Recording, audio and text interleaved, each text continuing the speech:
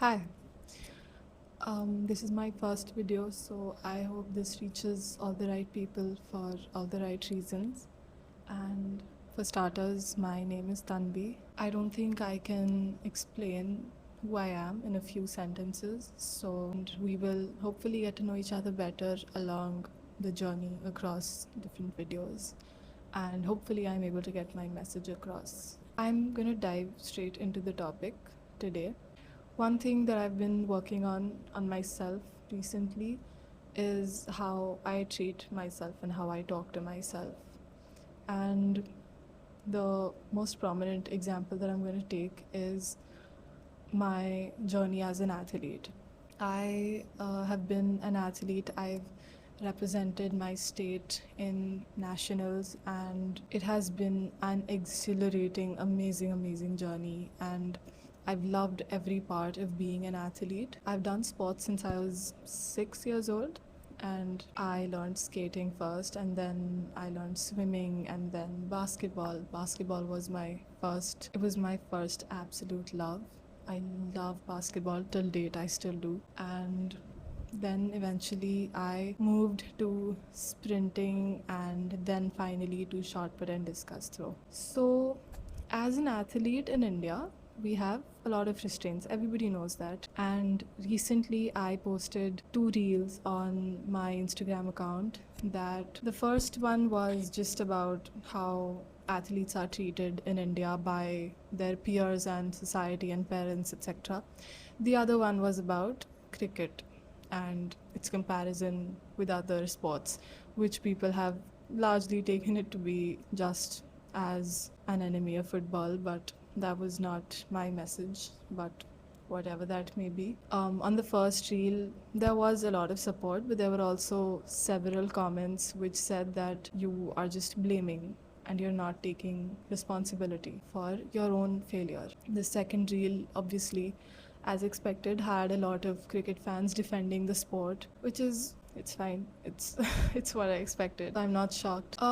About the comments that said that I'm not taking responsibility for my failure as an athlete. I want to tell you a little something about myself and about several other athletes that I've known across my life and their experience and their thoughts with respect to their sport and themselves. So, I am aware of how much effort I put into my athletic career. I've always, since I stepped into the circle, since I started shot put and discus, I just knew somehow that I'm going to make it big here. And I was obviously wrong. But I won't say being an athlete was ever a loss of time or energy or dreams or just anything. It was my life's biggest to be an athlete. The problem for me was that I could not get the right guidance and I could not put in the hours required to be a good, successful athlete. You have to train minimum twice a day. And I was not able to do that because I was also in school and then college. And in college, I actually did try to train twice a day, and that did happen. It was on and off for a few months, but that was like my maximum attempt. And I did try my best to show up. But in school, it was impossible because, see, college is still, you become an adult and you can take these decisions by yourself. But school, you can't quit on school. It's not that easy. And it's not that convenient of a decision either. You can't miss out on schooling. Like that education is important. So the problem was, this was मेरे हिसाब से this was the main problem, that I wasn't training twice a day and that I did not have the right guidance. Besides that, there are again a lot of other factors which I am not going to talk about here because that is not the point. The point is that I am aware of how much effort I put into sports, and I also saw how many, what the results were. And even though I'm aware that I did do my level best, I still feel so much guilt that maybe I could have done better, maybe I could have done more, maybe I could have been more. There are so many other athletes out there who feel this exact same way, because we really did just quit like on a random Tuesday. And I, for one, feel very sad that I probably did not ever say goodbye to my sport properly with my full heart, and just I did not know this was my last time stepping in there or throwing the shot or whatever. And I knew that I've done my best. Despite that, I have that guilt. So do others. A lot of athletes feel the same guilt because sports becomes our identity. If anybody ever asked me what I was doing, I would tell them that I'm an athlete, and I would be so proud of it. And it was something to be proud of. You put in that much blood, sweat, and tears into something, it feels so good. You feel this immense pride in your chest that yes, this is mine. I've earned this label. And it's never about what level you've played. It's not about district or state or national or international.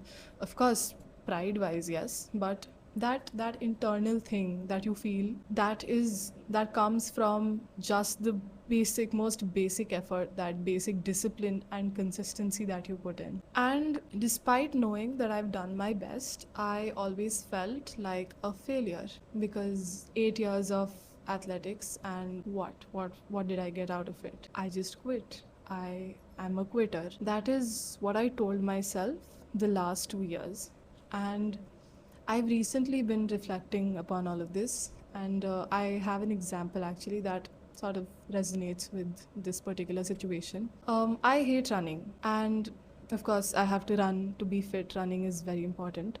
So I run about 2 kilometers, right? Every time I finish those 2 kilometers, of course, my stamina has improved over time, but my stamina improves, so I sort of take my speed up a notch. And when I stop at those 2 kilometers, I always feel this stinging, disgusting voice in my head that says, why did you stop? You could have run more. I feel guilt again.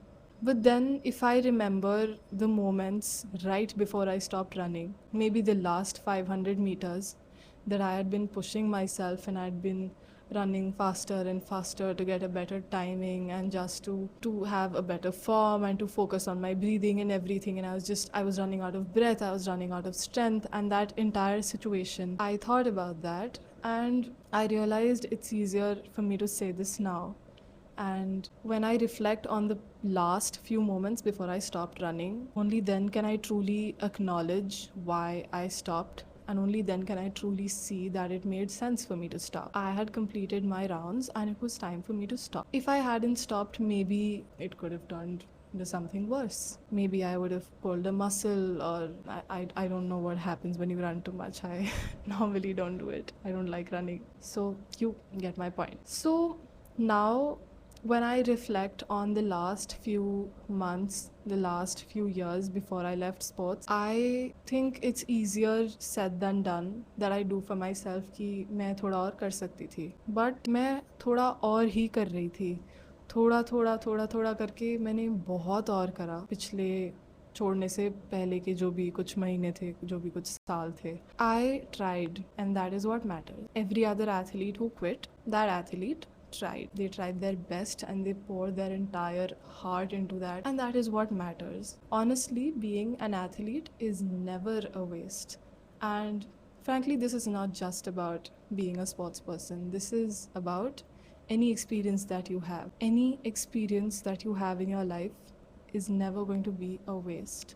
You will always learn something out of it. And even if things don't go as planned, it is not your fault. That is something that I am teaching myself, because we're not taught to think like that. We're not taught to talk well with ourselves, but we must learn. So I am learning. I think everybody should try and work on this negative self-talk, which I could be easily the ambassador for, because I have this terrible habit of negative self-talking. I'm working on it, and everybody should. Your words slowly shape your subconscious and you don't realize, and that is very, very important. Don't sell yourself short, not to anyone else, and especially not to yourself. Your experience was great, your effort was great, and what you did was phenomenal, and it was definitely worth it.